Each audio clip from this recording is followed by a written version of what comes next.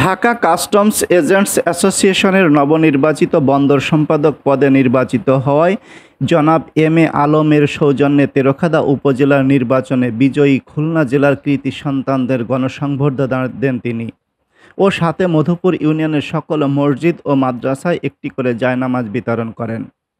প্রধান অতিথি হিসাবে উপস্থিত ছিলেন তেরখাদা উপজেলা থেকে নবনির্বাচিত চেয়ারম্যান আলহাজ আবুল হাসান মুসল্লি।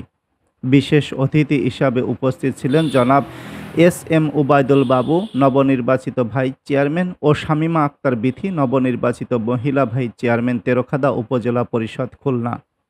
বিশেষ অতিথি হিসাবে আরও উপস্থিত ছিলেন জনাব Mohammad Babul Hossain, general manager, Texas dresses limited, envoy group. অনুষ্ঠানে সভাপতিত্ব করেন ঢাকা কাস্টমস এজেন্টস অ্যাসোসিয়েশনের নবনির্বাচিত বন্দর সম্পাদক ও বিশিষ্ট সমাজসেবক জনাব এম এ আলম। অনুষ্ঠানে আয়োজক হিসেবে ছিলেন মোহাম্মদ মনিরুল মোল্লা, সভাপতি কোলাবাজার বণিক সমিতি, ও মোহাম্মদ মোর্শেদ আলম বাদশাহ, সাধারণ সম্পাদক, কোলাবাজার বণিক সমিতি।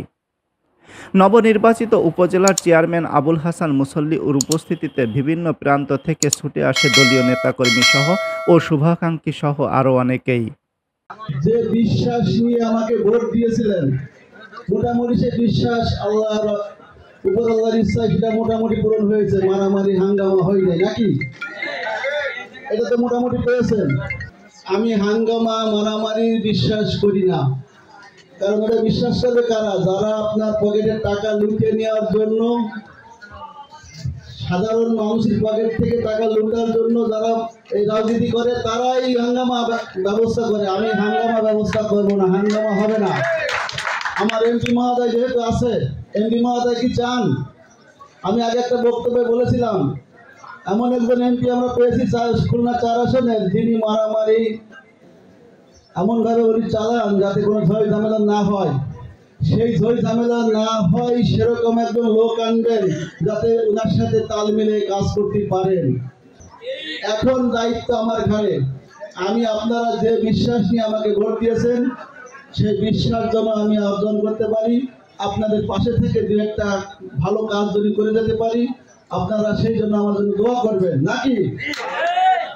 উনি আমার এমন একজন ব্যক্তি, উনি প্রথমে আমাকে নির্বাচন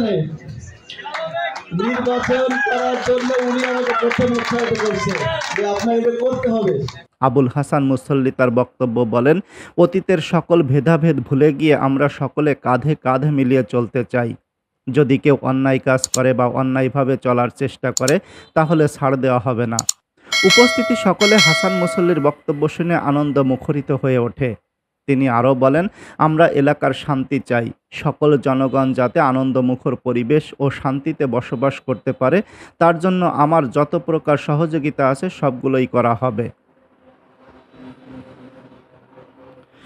অনুষ্ঠানে সভাপতি জনাব এম এ আলম বলেন, অতীতের সবকিছু ভুলে গিয়ে মাননীয় প্রধানমন্ত্রী শেখ হাসিনার নির্দেশনা মেনে খুলনা 4 আসনের মাননীয় সংসদ আব্দুস সালাম মুর্শিদির উন্নয়নের ধারা যাতে অব্যাহত থাকে, সেজন্য আমরা সকলে কাঁধে কাঁধ মিলিয়ে চলতে চাই। দুষ্কৃতিকারী এসে আমাদের তেরখাদাসের লোককে হামলা করে। যখনই আমাকে বাবলু ভাই মনিরুল ফোন করে, আমার ভাই ব্রাদার, আমারই বংশের বাবলু, মনিরুল, আমাদের ওই যে কি সুমন, সাগর, তুষার, এরাই প্রথম ঝাঁপিয়ে পড়ে। ঠিক কিনা বলেন? এই গ্রামে শুধু এরাই প্রথমেই হাল ধরছিল, এর বাইরে কেউ ছিল না ভাই। যে যাই বলেন, আমি বলেছিলাম যা প্রশাসন বলিস, অর্থ বলিস, টাকা লাগে, যা লাগে দেবো, ওরা যদি এখান থেকে ফিরে যেতে না। ও যে কথা বলছে আসলে সত্য কথা। বাঘে আর শিয়ালে লড়াই হয়েছে। আমি যদি আসতে পারতাম, এই মধুপুর ইউনিয়নের খেলা দেখাতে পারতাম। যে এমপি মহোদয় নির্বাচনে হারানোর জন্য সর্বোচ্চ চেষ্টা করেছিল ওই দুষ্কৃতিকারীরা। এমপি মহোদয়ের কাছে টাকা নিয়েছিল 25 লক্ষ টাকা। আপনারা ইচ্ছা করলে অনেক কিছু পারবেন। আর যারা এখানে অবশ্যই দুষ্কৃতিকারী আছে, নির্বাচনের পরে অবশ্যই যারা আমাদের সাথে সমঝোতা করতে চাবো, আমরা কাঁধে কাঁধ মিলে চলবো। তবে অন্যায় অপরাধে থেকে সকলকে বিরত থাকার আহ্বান করেন এই আলম। প্রধান অতিথি সভাপতি বিশেষ অতিথি সহ উপস্থিত সকল নেতাকর্মীদের ফুলের শুভেচ্ছা ও ক্রেস্ট তুলে দেন কোলাবাজার বণিক সমিতির সভাপতি, সাধারণ সম্পাদক সহ আগত বিভিন্ন নেতাকর্মীরা। অনুষ্ঠান শেষে মধুপুর ইউনিয়নের সকল মসজিদ ও মাদ্রাসায় জায়নামাজ বিতরণ করেন হাসান মুসল্লি ও সভাপতি এম এ আলম সহ সকল অতিথিবৃন্দ। মনিরুল ইসলাম, কাল সকাল।